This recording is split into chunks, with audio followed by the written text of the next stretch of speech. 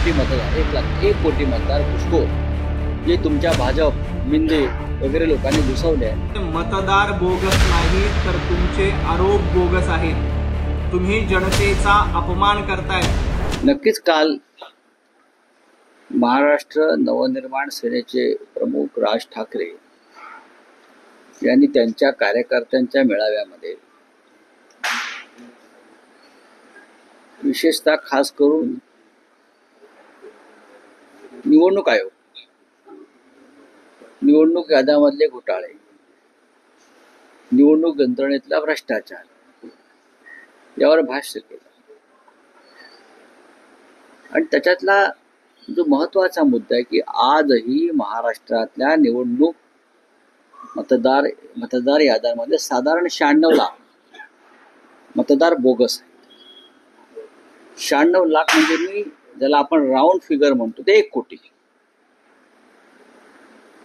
1 कोटी मतदार बोगस असणं म्हणजे निवडणुकीचा निकाल पूर्ण या बोगस मतदारांच्या हातामध्ये आहे। आता विधानसभा निवडणुकीनंतर मुंबईमध्ये 4 दिवसामध्ये 6.5 लाख मतदार वाढवले गेले। 6.5 लाख हा काय प्रकार आहे? कुठून येतात? अमित शहा म्हणतात 2 दिवसापूर्वी दिल्लीत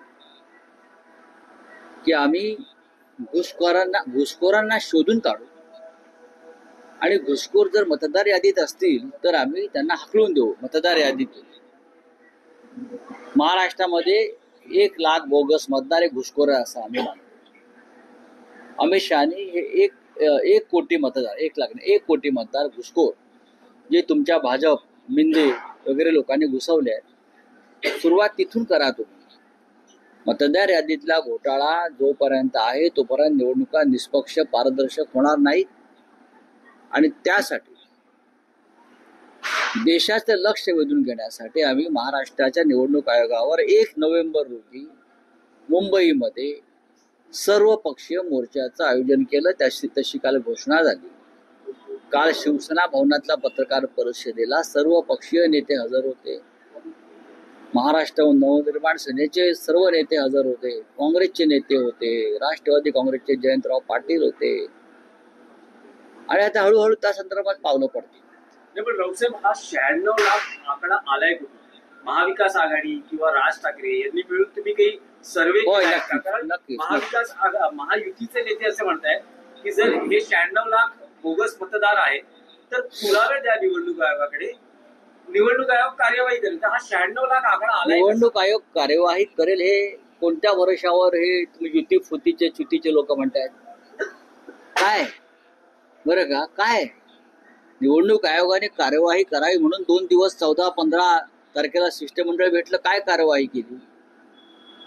पुरावे दिले ना, पुरावे दिले ना आम्ही। विधानसभा, लोकसभा, विधानसभा निवडणुकी दरम्यान जे वाढलेलं मतदान आहे 46 लाख ते 50 लाख, ते एकाच पक्षाला कसं काय पडू शकतं? काय दुसरं कोणी इथे निवडणुकीला उभे नव्हते काय? कसले पुरावे मागतात? चोर पुरावा मागतोय मी चोरी केल्याचा। ज्या चोराला रंगेहात पकडलेला आहे लोकसभा, विधानसभा आणि इतर सगळ्या निवडणुकीत, तो चोरच पुरावा मागतोय। आणि चोर पुरावा कोणाकडून मागतोय? सांगा ना तुम्ही। हे चोर आहे, त्यांनी चोऱ्या केलेल्या आहेत, त्याच्यामुळे आमचा प्रश्न निवडणूक आयोगाला आहे, भारतीय जनता पक्षाला उत्तर द्यायचं कारण नाही। आमचा प्रश्न संविधानिक पदावर बसलेल्या संस्थेला आहे, ते उत्तर देतील। भारतीय जनता पक्षाला किंवा मिंद्यांना मिरच्या का लागतायत? त्यांची मिरच्या लागल्यावर जे काय झोंड्यावर तडतड होतं ना, ते का होत आहे? याच्यातच काही त्याला खवखवे ही मराठीमध्ये फार चांगली म्हण आहे, किंवा चोराच्या मनात चांदणे। बरं, चोराच्या मनात चांदणे। आम्ही सवाल विचारतो निवडणूक आयोगाला, जसं केंद्रात राहुल गांधी सवाल विचारत होते मुख्य निवडणूक आयुक्तांना। उत्तर कोण देत आहे? तर भाजपचे नेते। काय गरज आहे तुम्हाला? निवडणूक आयोग ही जर स्वायत्त संस्था असेल तर आमच्या प्रश्नांची उत्तर आणि आमच्या शंकांचं निरसन हे फक्त निवडणूक आयोगाने करायला पाहिजे। जर भारतीय जनता पक्ष उत्तर देत असतील किंवा मिंदे उत्तर देत असतील याचा अर्थ निवडणूक आयोग आणि ह्या सगळ्या लोकांची मिलीभगत आहे. हे जॉईंट व्हेंचर आहे भ्रष्टाचार आणि घोटाळे करा. पगारी नेते संजय राऊत यांना मला सांगायचंय, मतदार बोगस नाहीत तर तुमचे आरोप बोगस आहेत. तुम्ही जनतेचा अपमान करतायत. त्यामुळं 1 नोव्हेंबरला मोर्चा काढायचा असेल तर जनतेची माफी मागण्यासाठी मोर्चा काढा. कारण तुम्ही मतदारांना बोगस म्हणून त्यांचा अपमान करतायत. खरं तर तुमचे आरोप निराधार आणि पूर्णपणे बोगस आहेत. जनता जनार्दन महायुतीच्या सोबत आहे. तुम्ही सांगितले की 96 लाख बोगस मतदार आहेत, परंतु त्याचा एक साधा चिटोरा पुरावा देखील तुम्ही निवडणूक आयोगाला दिला नाही.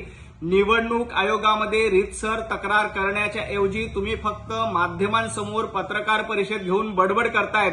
याच्या पलीकडे तुमच्याकडे आरोप करण्यासाठी पुरावा म्हणून एक चिटोरा सुद्धा नाहीये. त्यामुळं बोगस मतदार नाहीत तर तुमचे आरोप बोगस आहेत. त्यामुळे 1 नोव्हेंबरला मोर्चा काढायचा असेल तर जनतेची माफी मागणारा मोर्चा काढा.